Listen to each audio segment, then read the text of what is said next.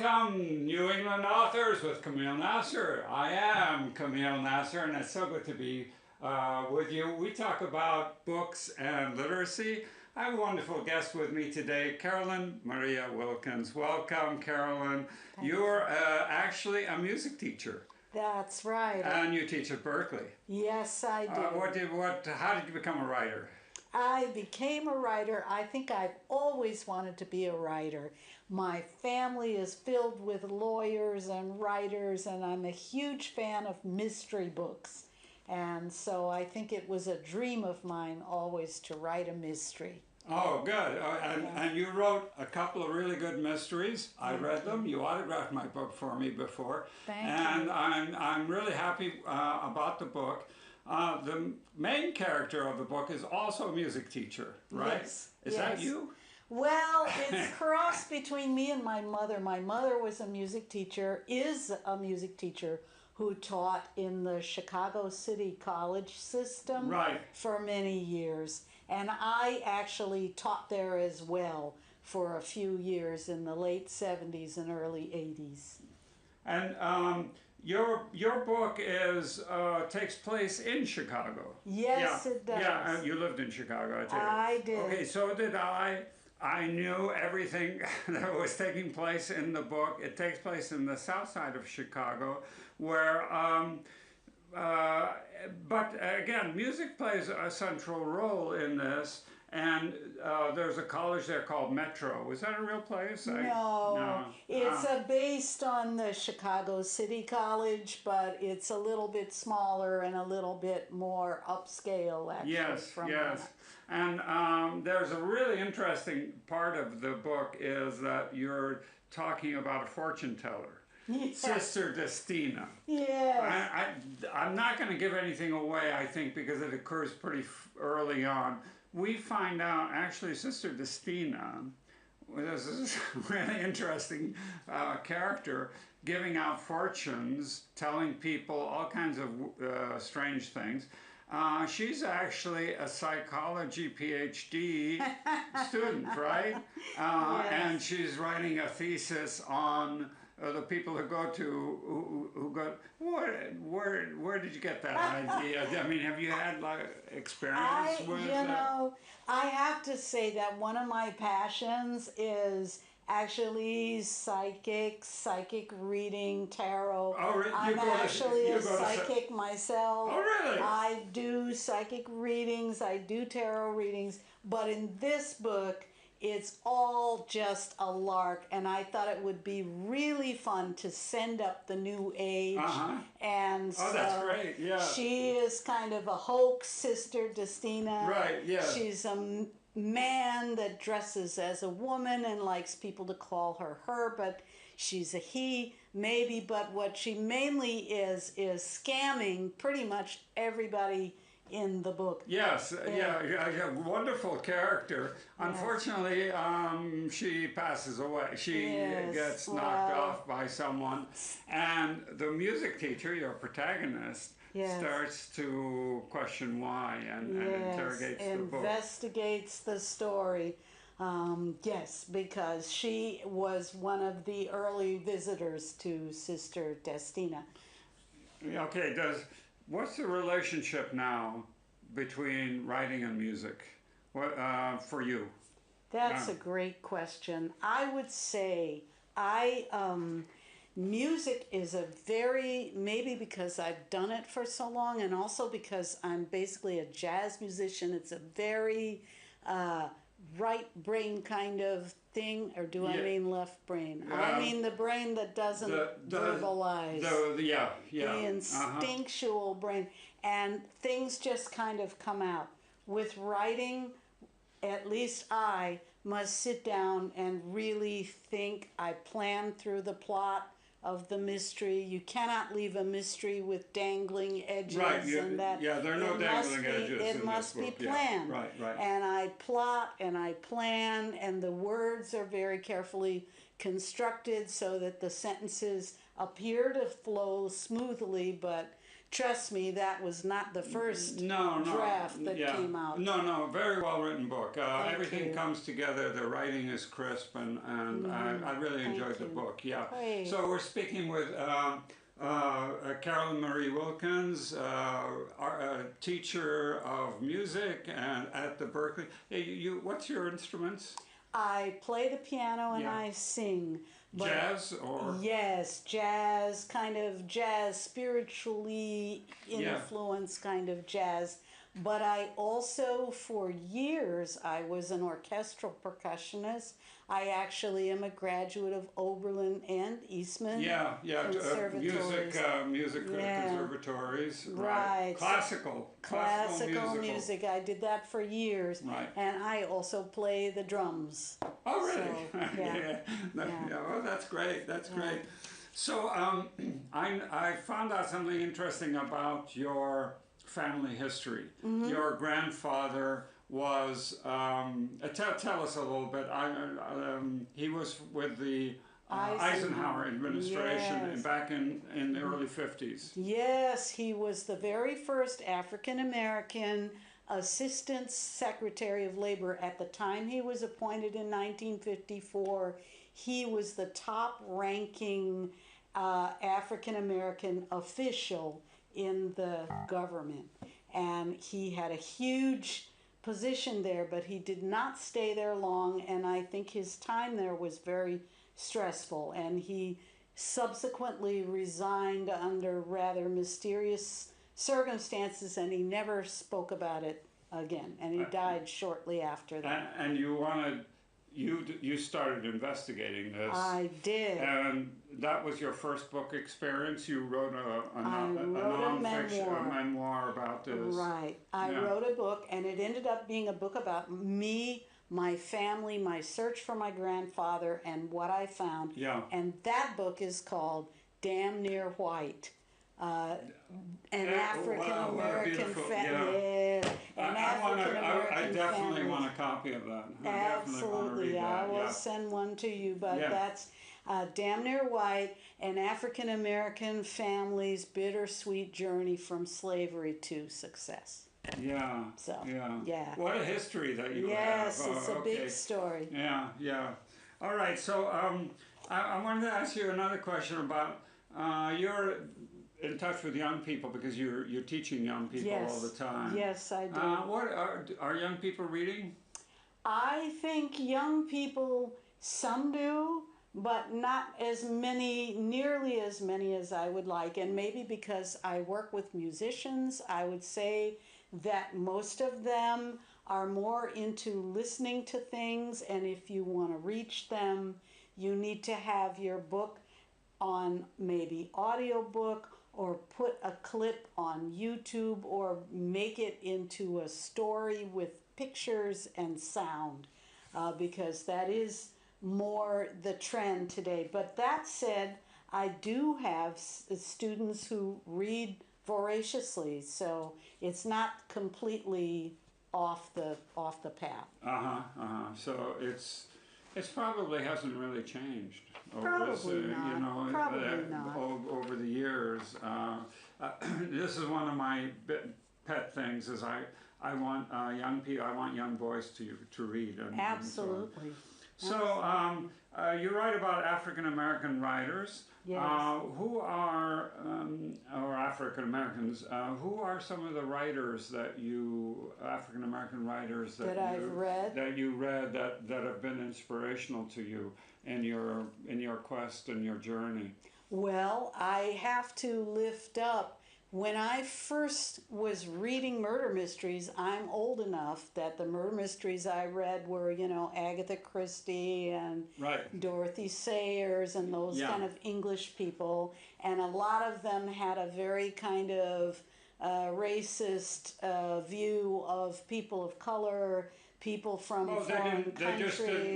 They just didn't introduce people of color in the book. Everything was white people, right? Or if they were the villain or a servant or something. Yes. And so it was only later, I would say in the late 70s and early 80s, I started to read Valerie Wilson. Yes, of course, yeah. Wesley, and Eleanor Taylor Bland, who also wrote about the Chicago area.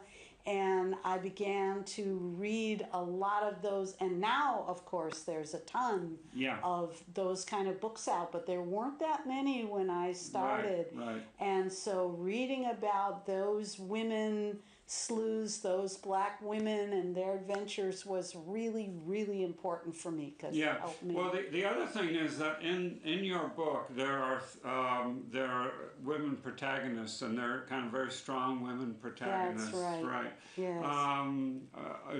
Is that kind of normal? Is that what people want to read? Is it geared to women, or is it geared to men? I would hope that it's geared to everybody. Yeah. But I certainly, when I read, and I'll go back to my first point, when I was reading books, I would look desperately for books with women protagonists and African American women. And when V.I. Warshawski came out of Sarah Paretsky, her books about, feisty women and that, I loved that. Yeah. And then to take that to now having black women that were not necessarily investigators or police people, but did solve crimes, I thought would be fun. Yeah. Well, it is a fun book. So, yeah. Now, you read you read your horoscope in the morning, or is that nonsense? You read a newspaper horoscope. You throw the tarot. I do. To divine the future. I have been known to look at it that way, and I also do. You do Reiki? Readings. I do. Reiki is, as you know, a healing practice that involves hands-on healing. Right, yes. And I do that as well. I'm kind of a woo-woo girl, kind of a new agey girl, which is why I thought it would be really fun to satirize that whole thing a little bit with good humor, with a lot of love in my book. Because there is a lot of nonsense in that world. A lot of nonsense. Yeah. So tell me now, let's go on a slightly different topic. You're talking about the south side of Chicago. Now, I lived in Chicago. I got my degree at DePaul University, which is in the center of Chicago. Mm-hmm. And I know the city real well, and it's one of the people talk about it as the most segregated city in the United States. I think every city is like that. But you stand on the train station downtown. Mm-hmm. The one that goes south is black people. The one that goes north is white people. It's really. And you talk about that, and they're in the area, there's a kind of a white area around the University of Chicago. Tell us more. Why did you pick the south side of Chicago? What drew you to that? I grew up there. Yeah. That's the easy answer. And first we lived further out in the Chatham area, which is and remains an all-black area. Yeah. At the time, it was a kind of middle-class neighborhood of people who were aspiring. There were doctors and lawyers and, teachers and all kinds of those kind of people.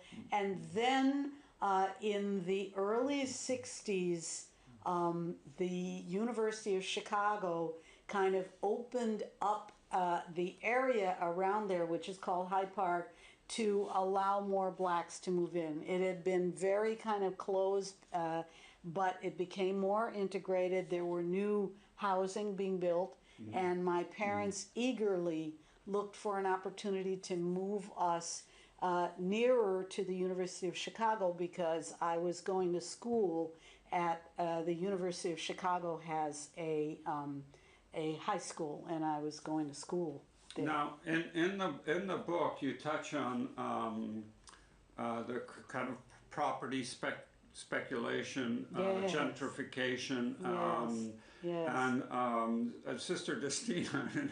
One of the things that she does, which is really clever, she goes and says, "Oh, you've got to sell your home; it's cursed," and so on. Right. And she's doing it on behalf of a developer, right? Very clever thing to do. Crooked. Is that happening there? What's going on? Well, I don't know about the Sister Destina, but definitely the South Side just as in Boston, but because the South Side is more spread out, it is not occurring in all neighborhoods, but those neighborhoods that are close to downtown or close to the lake, close to the sort of cultural attractions of the city and the university, those areas are becoming increasingly expensive, and the poor people who are mostly black, some Mexicans or whatever, all of those kind of people are being pushed out, further out to the fringes of the city as the prices go up and these kinds of things. Yeah, that's really interesting. So we're talking with Carolyn Wilkins. This is New England Authors with Kameel Nasr. And I better introduce the books again. This is Mojo for Murder, which is the second book, and this one is Melody for Murder. Both about music and both about the protagonist is a music teacher. That's right. Which go. Let's continue talking about the South Side of Chicago. So, how toxic is the overall environment for Chicago South Side residents? I think it depends where on the South Side. The South Side is a huge, vast swath of many miles, but the more you go into the all black areas, the more difficult it becomes. And particularly what happened was that a few years ago they tore down several major housing projects that had been there for years, and all of those people were displaced. And as you know, many young people are sadly involved in different gangs and so forth. Yes. And so when those people were displaced, the gangs also got sort of displaced. And as they moved into new neighborhoods, new sort of turf wars began to spring up, and a lot of just kind of random killing, and with the availability of guns and all the whole tragic story of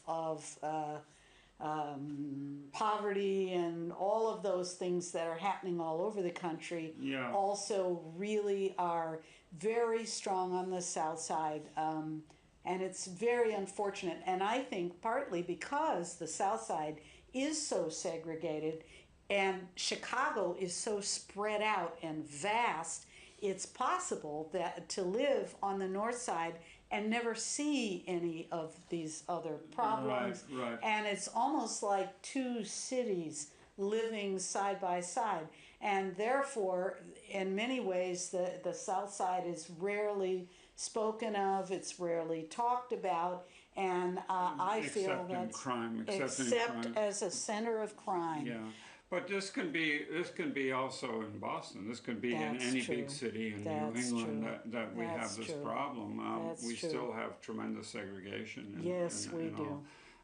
Your solution? My solution. I love that. Well, as an educator now, I am going to say education is powerful. And I do think that if more people from different backgrounds could have a chance to interact, if people who are in these poorer neighborhoods could get a good education that would enable them to feel comfortable flowing into other circumstances and settings, all of those things would make a big difference. Oh, absolutely. Yeah. I think the level of the schools, say in the inner city, should be higher than the level of schools in the richer areas, because the richer areas have so much more. They can compensate. Right. Whereas the poor person, if they don't get a decent education, they're just cooked. Yeah. And sadly, the public schools in Chicago have really struggled, as you know. It's been headline news. They've had to close lots of schools, teachers being laid off. But it's not just in Chicago. I mean, several school districts around here have been taken over by the state because of their incompetency or something like that. It's a sad problem, and it's all over, right? Yes. Yeah. So how did you get it? How did you start writing? Did you take lessons? Did you take classes? No, I didn't. I learned by doing. The very first book I wrote was in 2004. Was a textbook about how to sing. Oh yeah. And because that's what I teach is about singing with bands and how to do that. And as I was going to ask you maybe to sing us a little verse. I won't. No. But as I was I'll writing, get on my piano and you could sing. oh, that'll be for another program. Time. You get on your theremin. Oh yes, yes. But yeah, I've been studying the theremin, by the way. Yeah, that's an instrument you play without touching. Goes woo, woo, woo, woo, you know, touching. Okay. Anyway, different story. But yeah, as I was writing that book, I just really enjoyed the process of writing, and I thought, well, okay. And then when I thought about my grandfather and I thought about this amazing story of his life, I thought, I want to make a book. And it's not a book that I could probably get anyone else to write. It's a book about my family. If I want it to be written, I'm going to have to be the one to write it. Yeah. So that set me on the journey. Mm-hmm. And it was trial and error. My husband is a very good writer, and so he would read and he was your editor? Yes, he edited, and he would, you know, critique and comment. And after a certain point, when I had a few drafts done of the book, I sent it to a guy who read it, you know, a professional editor, of course, to help me yes. edit. And so I learned by doing. I'll tell you just that for all prospective writers, you need a professional editor. Oh, yes. Not a friend of yours, not your spouse or your mother. Yeah. You need a professional editor to work on your manuscripts. That's and right. I see so many good writers, but they're lacking that editor, and you just want to put the book down. Yeah, That's right. We're talking with Carolyn Wilkins. This is New England Authors. Okay, let's talk a little bit more. Do you write in the morning? What do you have My a regime? What's your set schedule? I like to write in the morning. I'm a morning person. Yeah. I like to get up early and get it done. That's very different from jazz musicians. Jazz Very musicians never different. get up before noon. Right? Exactly. It's kind of the opposite flow.